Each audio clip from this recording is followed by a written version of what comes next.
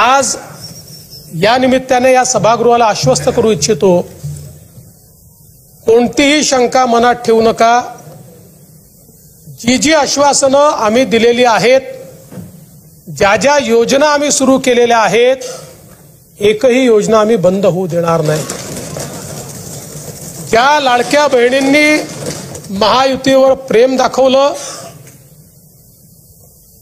हे अधिवेशन संपल्याबरोबर डिसेंबर महिन्याचा हप्ता त्यांच्या खात्यामध्ये आम्ही टाकतो आणि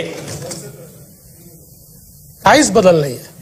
नाना, मी या ठिकाणी स्पष्ट करू इच्छितो, कुठलेही नवीन निकष नाहीत, आता तर सगळ्यांनाच टाकतो, पण ॲपरंटली असं लक्षात येत आहे की काहींनी 4-4 खाती उघडलेली आहेत। तर जसं समाजामध्ये चांगल्या प्रवृत्ती असतात, त्याच्या काही वाईट प्रवृत्ती असतात। एखादी योजना जर चुकीच्या पद्धतीने कोणी वापरत असेल तर जनतेचा पैसा आहे, तुमची आमची सगळ्यांची जबाबदारी आहे की तो योग्य प्रकारे गेला पाहिजे।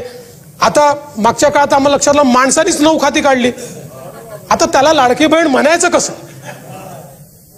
पण लाडका भाऊ म्हणू शकत नाही, कारण बहिणींच्या पैशावर डल्ला मारतो तो लाडका भाऊ कसा?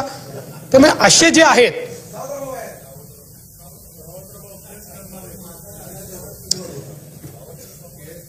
त्यामुळे शेतकऱ्यांच्या संदर्भात आम्ही दिलेली आश्वासनं असतील, युवांच्या संदर्भात दिलेली आश्वासनं असतील, ज्येष्ठांच्या संदर्भात दिलेली आश्वासनं असतील, समाजातल्या वंचितांच्या संदर्भात दिलेली आश्वासनं असतील, ही सर्व आश्वासनं या ठिकाणी आम्ही पूर्ण करणारच आहोत।